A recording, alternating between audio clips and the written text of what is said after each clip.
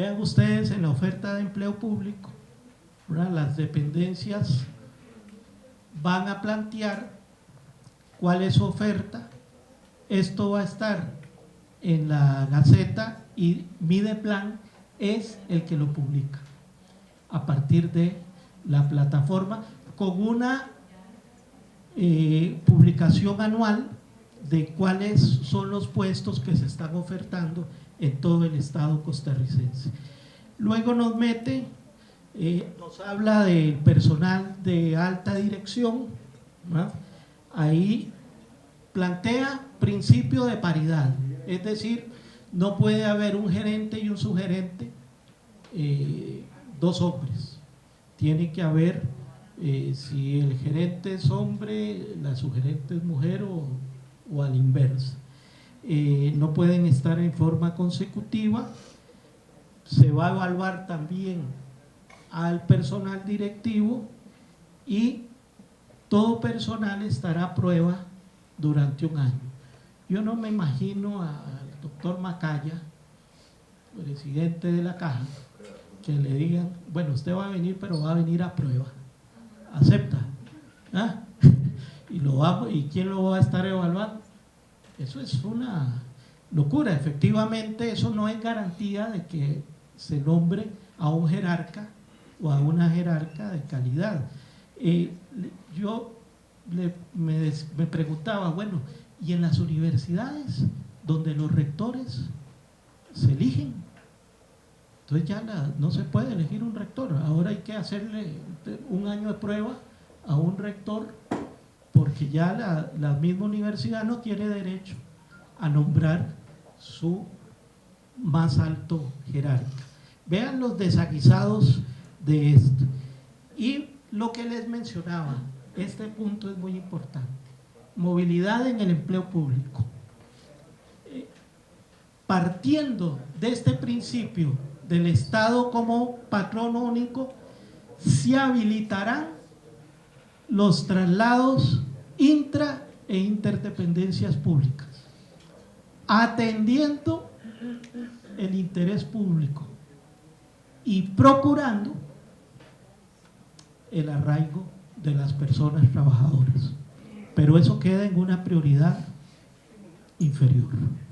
Lo que interesa es, ahora todos somos trabajadores del Estado, entonces yo los puedo mover de aquí para allá, de allá para acá, atendiendo el interés público como criterio fundamental.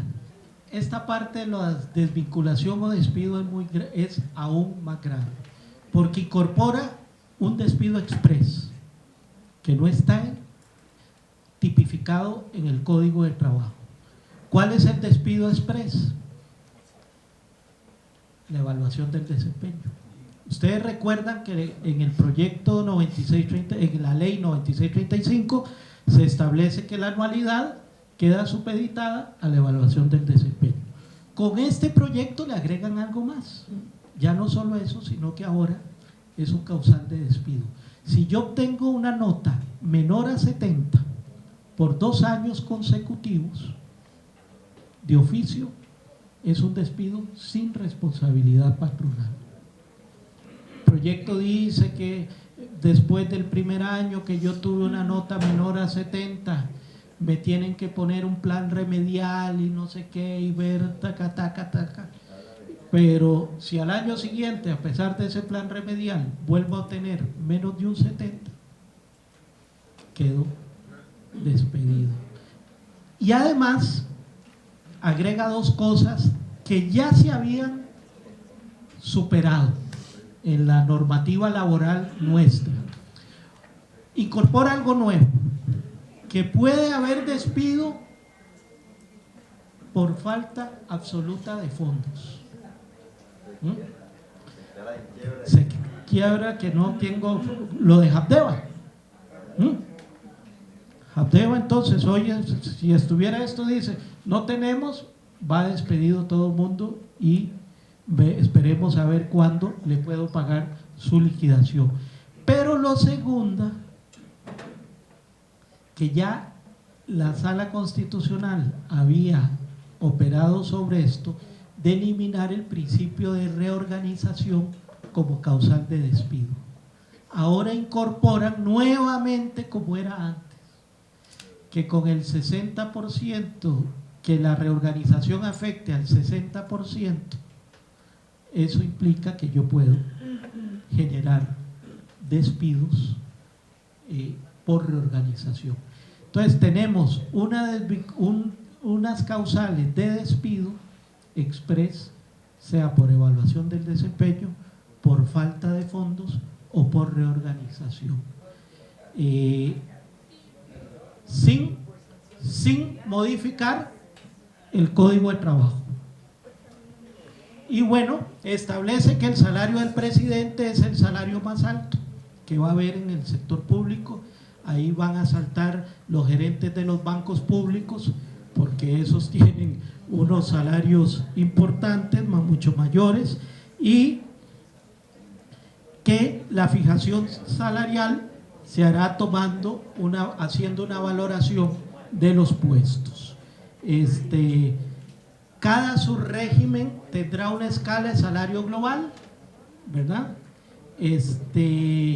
Y cualquier modificación tiene que solicitar autorización de la autoridad presupuestaria, y que los aumentos solo van a ser por costo de vida, 2 veces al año en el Consejo, en la Comisión Negociadora, donde siempre el gobierno nos impone el reajuste salarial que ellos consideran. Y luego incorpora, nos dice que era lo que el compañero hablaba del 30%, incentivos por desempeño y productividad. Entonces nos dice, incentivos no monetarios serán para aquellos que tengan evaluación de muy bueno y excelente. ¿Qué son incentivos no monetarios? De que a usted le digan, bueno, váyase la tarde del viernes, téngala libre y se la reconocemos. O que usted lleva a los niños a la guardería, al kinder, y que pueda entrar media hora tarde y eso no signifique ni extensión de su jornada. Son ese tipo de incentivos que no necesariamente están vinculados a la parte salarial. Pero aquí vienen, después nos dice incentivos monetarios, que era lo que el compañero escuchó en no sé qué programa.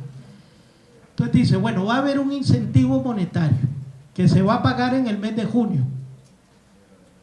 Aquellos que obtengan una evaluación del desempeño de excelente, pero además solo se paga una vez al año con su evaluación, hasta un máximo del 30% de la planilla.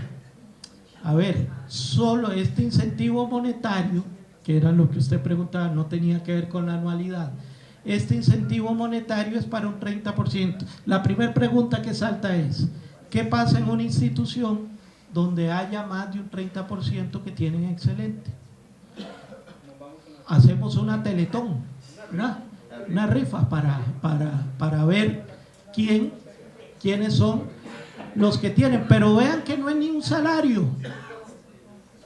Se calculará, el incentivo es el 10% de su salario, ya sea global, de su salario base si es compuesto, o el 10% de su salario global.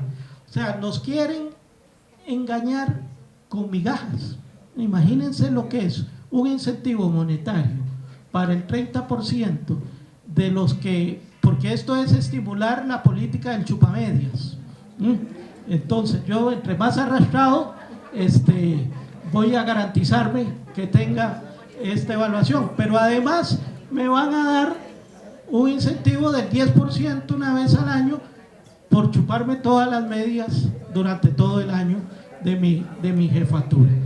Se establece que todas las altas jerarquías, ellas sí no tienen salario compuesto, tienen salario global, los jerarcas, ministros, viceministros, y el salario compuesto, que es el que tenemos ahora, se establece como un derecho adquirido.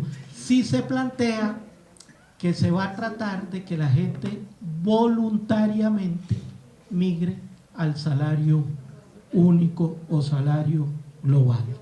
Se meten dos cosas que la misma ministra nos decía en las reuniones como los grandes triunfos de este proyecto: poder reducir hasta un 25% de la jornada laboral por si tengo un familiar en enfermedad terminal o en discapacidad o por accidente, pero si ese familiar llega hasta un segundo grado de consanguinidad. Y luego aumentar la licencia por maternidad hasta 2 meses si tengo un nacimiento prematuro, nacimiento de niños con discapacidad o necesidades especiales o con enfermedades crónicas o que tenga quíntuples, ¿no? Y entonces eso me da 2 meses. Incorporan el permiso por paternidad con otro gran logro, 1 mes que puede ser a partir de nacido el niño o por adopción. También se abre esa posibilidad del permiso de paternidad de 1 mes. Y bueno, se exceptúan de todas estas cosas los puestos de confianza, ¿verdad? Todas, ahí son los viceministros, los ministros, los choferes de los ministros, hasta un máximo de 10 asesores que tenga cada uno. Todo ese personal no tiene que vincularse a nada de esto. Nos habla del teletrabajo que ya se aplica, pero nuevamente Mideplan es el que va a lanzar los lineamientos de cómo se va a establecer el teletrabajo. Y aquí viene algo muy grave: los horarios de trabajo no se establece que ya van a ser las jornadas determinadas en esos reglamentos autónomos. Y aquí sí se puede hacer una carnicería de que cada institución establezca que ya la jornada es ya no de lunes a viernes, sino que incorpora tales, en el caso de aquellos que corresponda. Nos mete varios transitorios sobre derechos adquiridos. Vean que lo dice, que el salario compuesto es un derecho, pero plantea efectivamente el trasladarse de forma gradual para que todo el mundo vaya ahí. Plantea sobre reclutamiento, pero quería plantearles la escala para el modelo de salario global, y esto es el último punto, para el sector de salud. Plantean que el salario global, que va a ser para los nuevos o para que aquel que tenga salario compuesto migre. La trampa de esto es que inicialmente el salario global o el salario único tiene una base, porque es solo el salario base, tiene una base muy elevada. Entonces lo que ellos están diciendo, que este salario global sea competitivo con el salario compuesto. Entonces quieren elevar el salario base. De pronto uno, si le dicen que va a tener 100.000, 150.000 colones, 200.000 de más de entrada, uno se deja ir de bruces, más y anda bastante endeudado. Dice, está bien, me van a entrar 200.000 pesos de más. ¿Qué pasa? Que los estudios demuestran que a los 5 años esto deja de crecer, efectivamente se estanca y empieza a decrecer, porque este salario solo crece a partir de los aumentos de ley. No tiene otra causal de crecimientos como tiene el salario con complementos salariales o con pluses salariales o salario compuesto. Y entonces acá se plantea que ellos van a crear una escala de salario global para el sector de salud, planteando un horizonte de 38 años. Yo no sé cómo lo van a hacer, porque en una situación de estructuración presupuestaria no podés tampoco poner salarios muy altos que hagan que la gente se traslade. hablan de 38 años, que no pierda nivel en 38 años, ni económica ni matemáticamente. A mí me dan muy bien los términos de esta fórmula, que tenga un aumento acumulado del 1.5% anual, y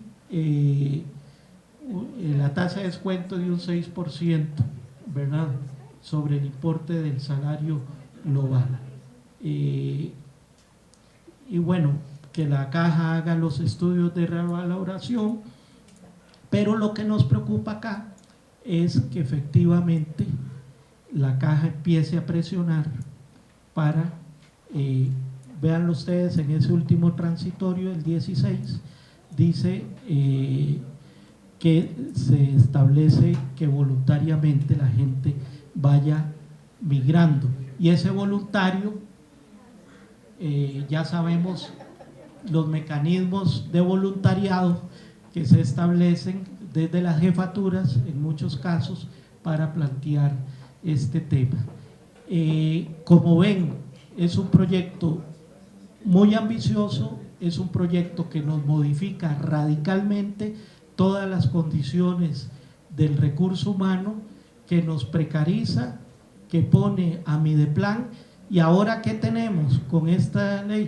Mideplan dirigiendo todo lo del recurso humano y la ministra de Hacienda dirigiendo toda la parte presupuestaria.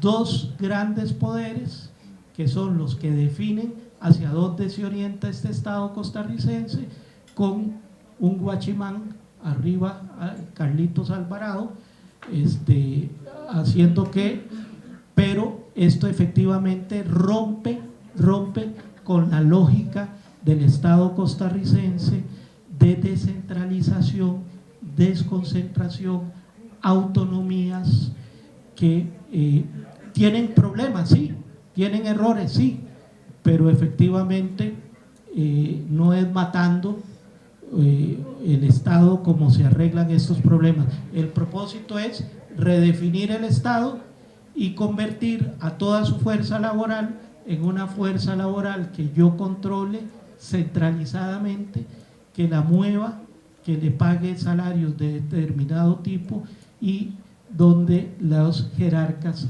simplemente sean ejecutores de la política del recurso humano. Tenemos por delante una gran agenda de lucha